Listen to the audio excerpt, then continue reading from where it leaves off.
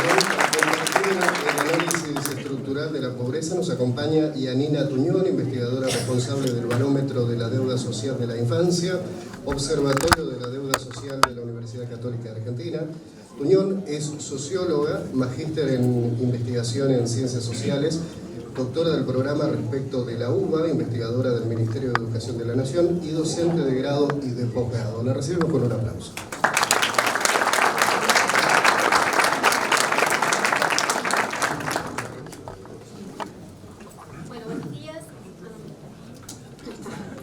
Bueno, buenos días, muchas gracias por la invitación.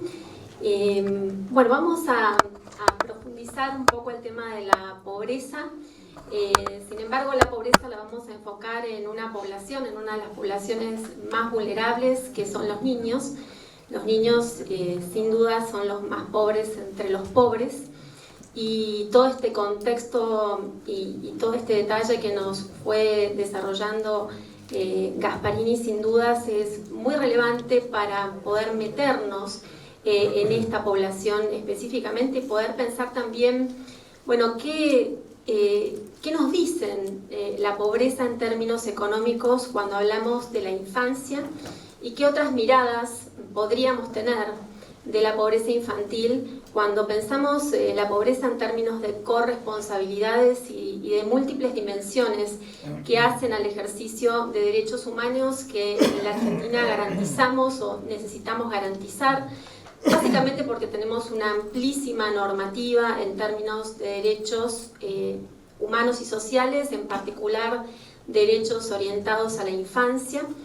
Y también adherimos a los Objetivos de Desarrollo Sostenible 2030, que justamente una de las cuestiones que plantean es, está muy bien la pobreza económica, monetaria, es necesario que sigamos midiéndola, pero nos propone el desafío de medir la pobreza en términos multidimensionales y avanzar sobre la erradicación de todas las formas de pobreza.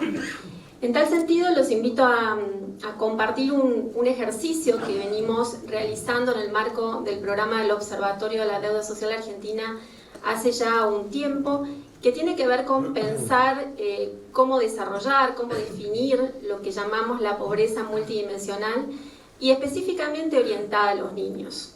Tradicionalmente, el Estado argentino calcula la pobreza en términos monetarios, pero ha avanzado menos en la construcción de índices multidimensionales, más allá de necesidades básicas insatisfechas que se calculan periódicamente con los censos de población. Ayer salió un informe de condiciones de vida del INDEC, que sin dudas es muy valioso para pensar otras dimensiones del desarrollo humano y social. Sin embargo, en lo personal y en la línea de investigación que coordino dentro del programa del observatorio, que es la orientada a las infancias, me resisto a pensar que siempre pensemos la pobreza infantil subsumida a la pobreza de los hogares. Claramente guarda sinergia y hay muchas dimensiones que tienen que ver con la vida de los adultos y con la vida de los hogares. Sin embargo, en la Argentina todavía tenemos la suerte de tener un conjunto de estructuras de oportunidades para los niños que guardan cierta independencia de la economía de los hogares. Todavía tenemos el desafío de cobertura a nivel de la educación pública, que es superior al 70% de la infancia en el país y sobre todo en el interior de la Argentina, mucho más que en la ciudad de Buenos Aires. Tenemos casi la mitad de la infancia en la Argentina que tiene como único recurso para atender su salud el sistema público, con lo cual los desafíos en ese sentido, en términos de construcción de estructuras de oportunidades, es superlativo. Y entonces visibilizar estas dimensiones y otras, ¿no?, que forman parte quizás del mundo privado de los niños, nos parece importante. Ustedes ahí tienen en pantalla un conjunto de líneas, todas calculadas para niños entre 0 y 7 años. Hoy tenemos casi 11,8 millones de niños que viven en las grandes ciudades de la Argentina. Nuestra muestra es una muestra representativa de ciudades de 80.000 habitantes y más. Y lo que tenemos para empezar a observar allí es, bueno, la pobreza monetaria o la indigencia monetaria.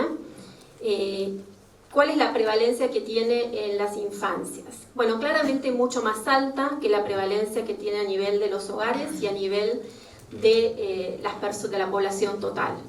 Llegamos al año 2018 con casi un 52% de niños pobres, según nuestras estimaciones, y dentro de estos tenemos casi un 11% de niños en situación de indigencia, de pobreza extrema en términos monetarios. Sin embargo, cuando calculamos otro tipo de medidas de pobreza, las pobrezas que se denominan multidimensionales, que se han venido promoviendo en la región a través de organizaciones como CEPAL, como UNICEF, pero que tienen mucho mayor nivel de desarrollo en la Unión Europea, ¿no? Donde ya se incluyen las encuestas de hogares, indicadores específicos de infancia, de cómo viven los niños, dimensiones específicas de la pobreza. Podemos trabajar con este tipo de medición considerando distintas dimensiones. Nosotros hemos estudiado todas las propuestas que hoy existen, la de la Universidad de Oxford, la de la Universidad de Bristol, o los propios desarrollos de UNICEF a nivel internacional, y hemos optado por seguir aquellas que guardan concordancia con los enfoques de derechos humanos. En tal sentido, lo que ustedes allí observan en esa línea más alta, ¿no?, que nos marca claramente que en todo este periodo de observación, entre el 2010 y el 2018, tenemos de modo sistemático 6 de cada 10 niños que están privados en el ejercicio de al menos un derecho de los que consideramos nosotros, y ahora vamos a entrar en ese análisis. Sin embargo, también lo que observamos es que de modo sostenido y lentamente va bajando. Podríamos ver algo similar si estuviésemos viendo, por ejemplo, la evolución de las necesidades básicas a nivel de los niños, por supuesto a niveles mucho más bajos, ¿no?, en torno a un 20%, pero sin duda son medidas mucho menos volátiles que las que podemos observar a nivel de los ingresos, son medidas complementarias, pero que nos permitan abrir la caja de la pobreza multidimensional y poder entonces dar cuenta no solamente de las situaciones de privación, de carencia en cada dimensión, sino también de las corresponsabilidades que suponen esas distintas dimensiones. Otra línea que es interesante observar es la línea verde, que es el de las privaciones severas en el ejercicio de derechos. Quiere decir que dentro de este 6 de cada 10 tenemos casi 2 de cada 10 niños que tienen umbrales que son de privaciones que son inaceptables. Y ahora vamos a ver de a qué nos referimos con esos umbrales y qué tanto esos umbrales podrían ser umbrales consensuados en nuestro país. Bueno, en este caso la línea verde tiene un descenso muy significativo entre el 2010 y el 2018.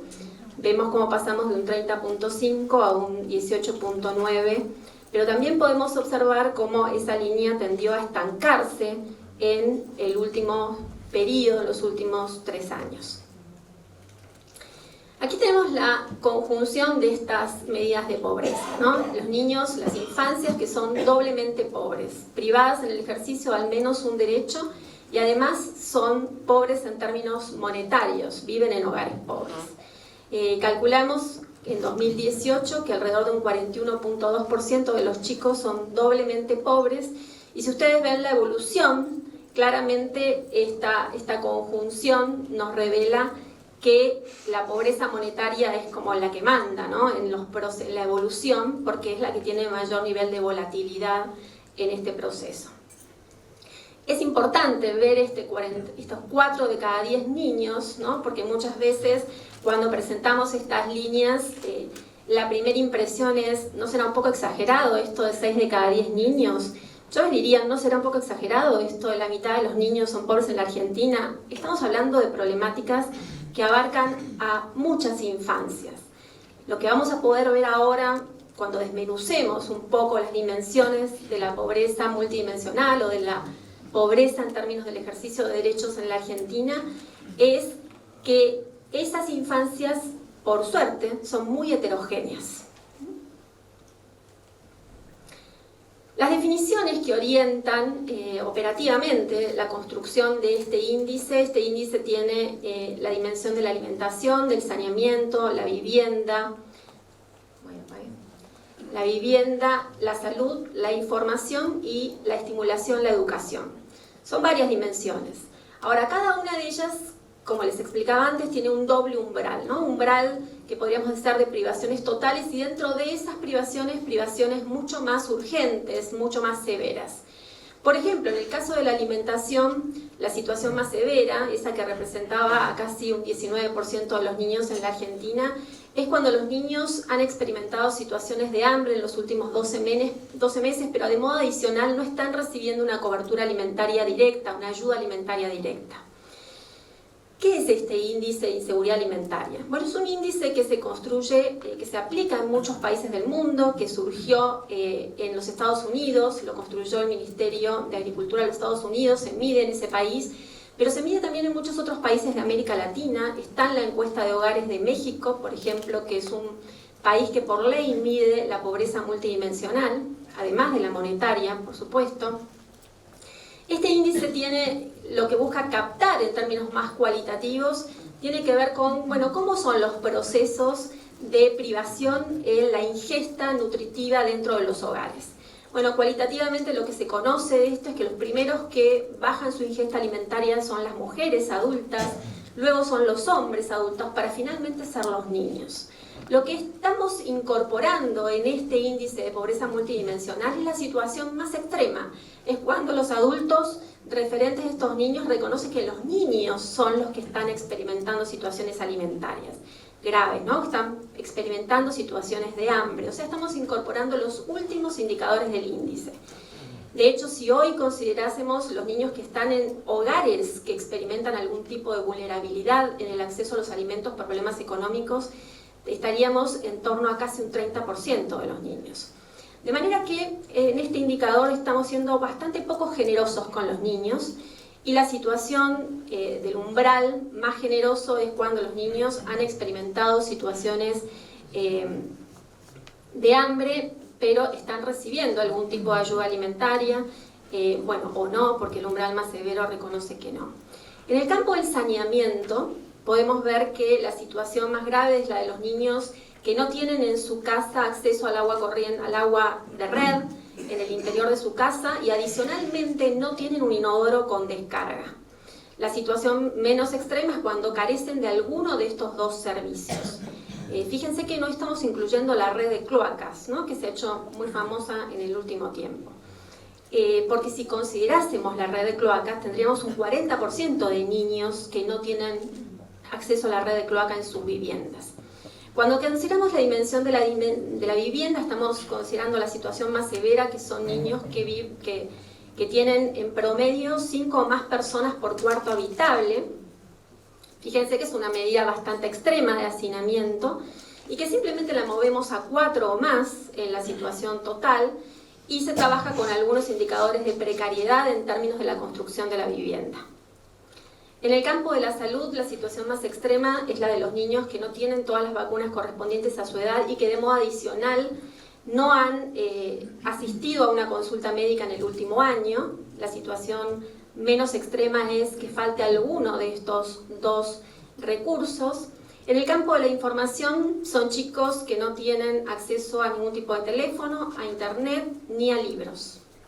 Y la situación menos extrema es cuando de estos 3 recursos les están faltando al menos 2. En el campo de la estimulación y de la educación, el índice es mucho más complejo porque trabajamos con distintos grupos de edad.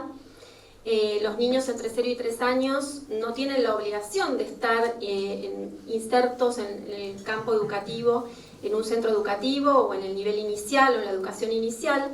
No obstante ello, tenemos un conjunto de indicadores que nos permiten aproximarnos a ese mundo, y aquí consideramos una situación de privación o de carencia extrema cuando los niños de modo simultáneo no suelen ser estimulados a través de la palabra, a través de cuentos, narraciones orales, no se suele jugar con ellos, no asisten a centros educativos y a su vez viven en un hogar que se utiliza el maltrato físico y verbal como forma de disciplinar.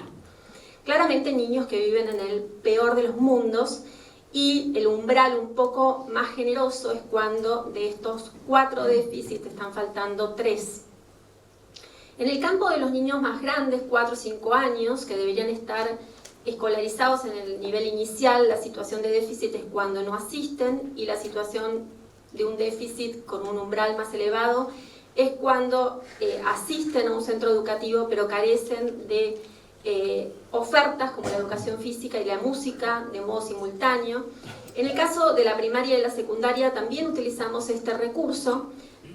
Podríamos utilizar otros, claramente, pero todas estas ofertas educativas son ofertas que están en la Ley de Educación y que deberían ser ofertas presentes en todas las escuelas de la Argentina.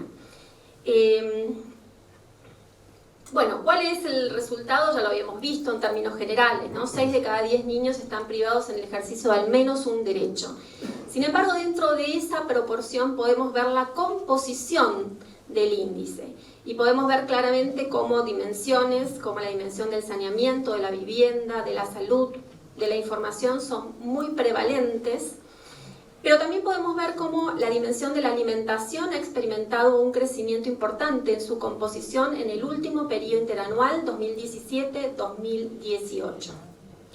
Cuando observamos esto a nivel de las privaciones más urgentes, a nivel de ese 18% que tiene una privación en los umbrales más exigentes, podemos ver cómo crece fuertemente la composición en términos de la alimentación, crece mucho los déficits o las privaciones a nivel de la vivienda, y claramente disminuye mucho el déficit a nivel de la salud porque era muy restrictivo, ¿no? No tener vacunas y además no haber ido en el último año a una consulta médica. Vemos cómo crece la composición en términos de estimulación y educación.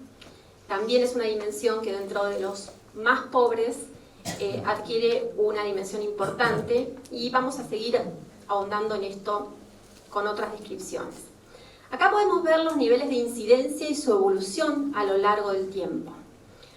Acá me interesa que vean, en términos de la coyuntura actual, qué sucede con el déficit en el acceso a los alimentos, el riesgo alimentario.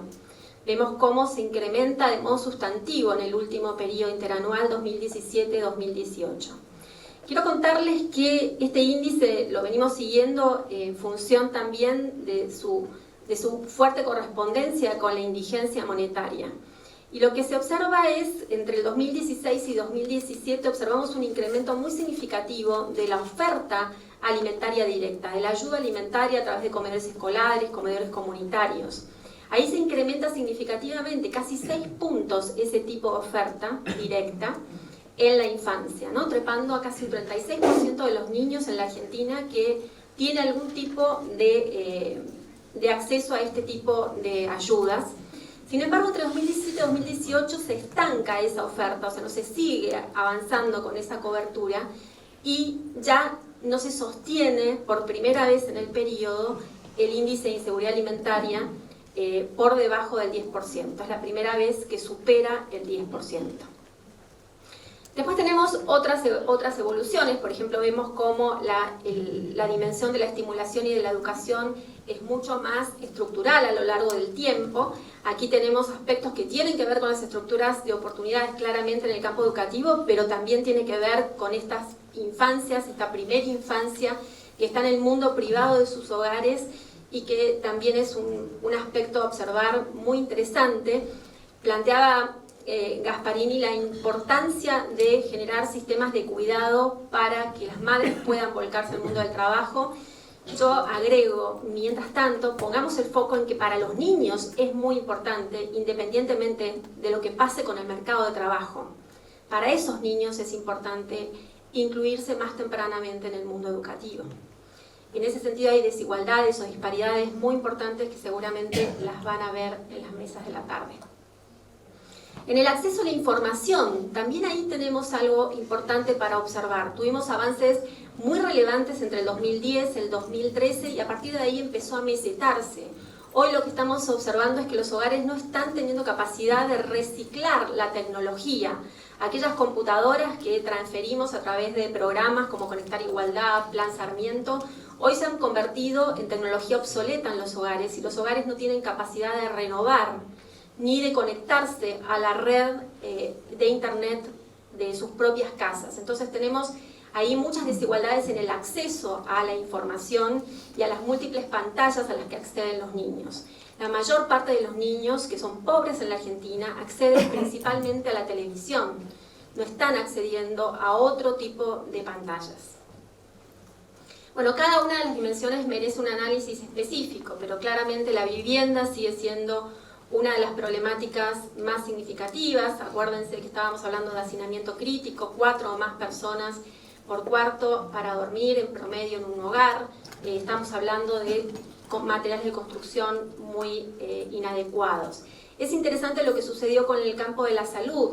En el campo de la salud lo que observamos es una situación de empeoramiento hasta el 2014-2015 y una recuperación, una mejora significativa en términos de la mayor atención preventiva a la salud del niño en el último periodo, y eso es importante también señalarlo como un dato positivo.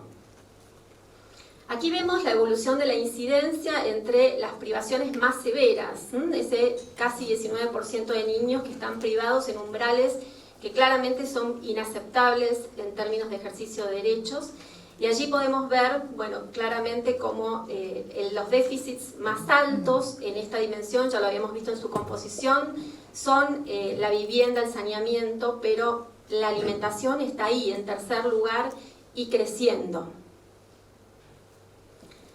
Cuando vemos la intensidad de la pobreza, aquí estamos observando a ese 63% que está privado en el ejercicio de al menos un derecho, podemos observar la cantidad de privaciones que acumulan las infancias.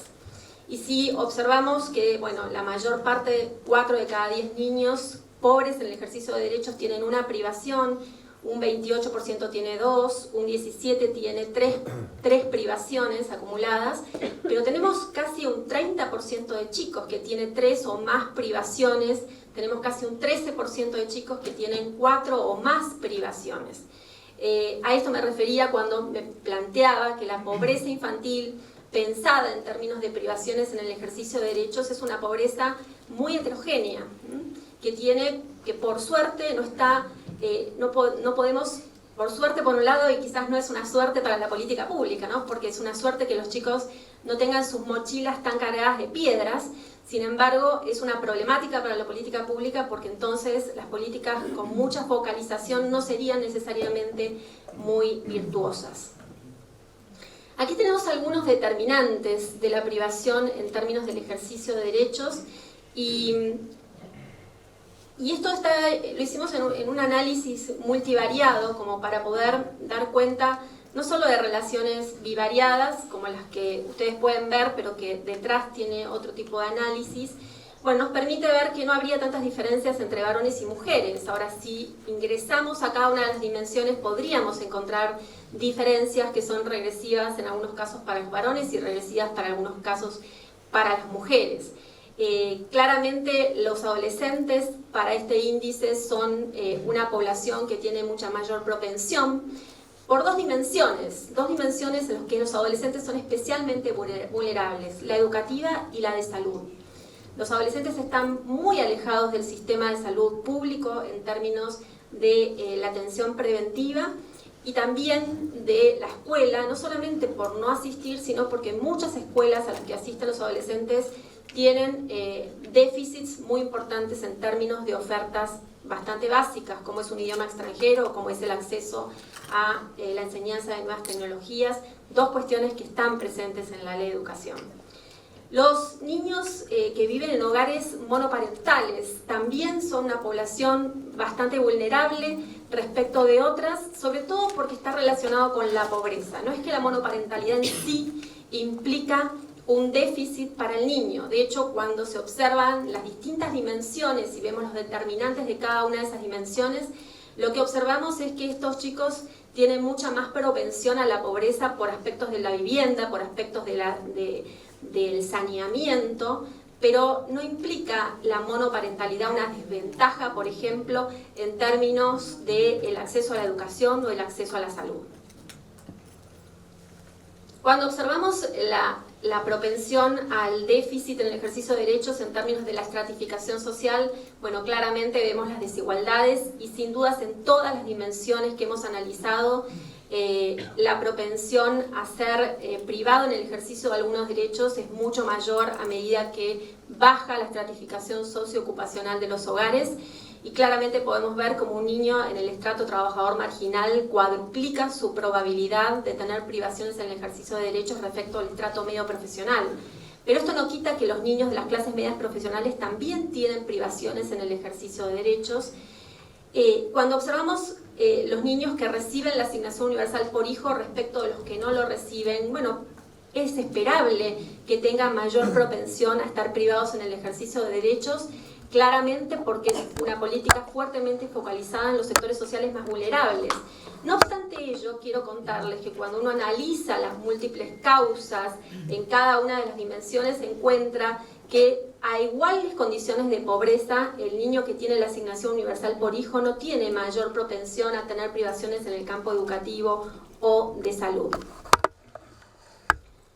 Finalmente, bueno, vemos que la segregación socio-residencial es un componente muy importante en términos de poder garantizar el ejercicio de derechos en estas dimensiones, que vivir en el conurbano también es una situación de mucha mayor vulnerabilidad que vivir en la ciudad de Buenos Aires o incluso que vivir en otras ciudades del interior. Y allí hay una de las problemáticas que tiene una prevalencia muy significativa, que son los problemas de saneamiento. Y recuerden, saneamiento en este índice es apenas no tener agua corriente en casa y no tener un inodoro con descarga. La situación es mucho más brutal en términos de déficit cuando pensamos en red de cloacas. Bueno, según lo que fuimos viendo, claramente el índice, con todas las distintas acepciones que podemos pensar en términos de su construcción, de su definición, nos revela que una gran mayoría de los niños están privados en el ejercicio de algún derecho en la Argentina, que dentro de este grupo tenemos un grupo que tiene unas privaciones que son muy severas, casi un 20%. No obstante ello, podemos observar que 4 de cada 10 niños son doblemente pobres en la Argentina y que en el último periodo interanual se incrementó básicamente por un incremento de la pobreza monetaria. ¿Cuáles son las dimensiones? Las dimensiones siguen siendo dimensiones muy prioritarias, aquellas que están asociadas al mundo de vida, de hábitat de los niños, con todo lo que ello reporta, ¿no? Porque muchas veces pensamos en las condiciones de saneamiento, pero las condiciones de saneamiento más adecuadas tendrían un impacto muy significativo en el campo de la salud. ¿Qué significa vivir hacinado cuando se es niño? Bueno, no significa simplemente que somos muchos en casa, ¿no? Significa que está privado de tener un sueño adecuado, que probablemente es un niño que no tiene un lugar donde poder desarrollar sus tareas escolares, que probablemente tiene más dificultades para invitar amigos a su casa y desarrollar muchas actividades que son muy importantes en ese periodo de crianza y de socialización.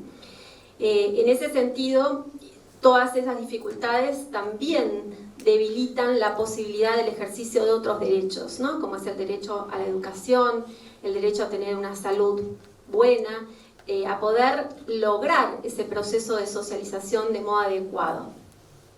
La evolución 2010-2018 nos marca claramente un progreso en términos de este índice de ejercicios de derechos, sostenido, muy lento, como también lo podemos observar en términos de otros índices mucho más conservadores y tradicionales en la región, como podría ser el de necesidades básicas insatisfechas, en niveles mucho más bajos, y que solamente van a considerar aspectos de la vivienda, del mundo adulto, y apenas un aspecto que tiene que ver con la infancia, que son los niños entre 6 y 12 años que no van a la escuela, lo cual ya nos hablaría de un índice que necesita ser de alguna manera reciclado en términos de su conceptualización.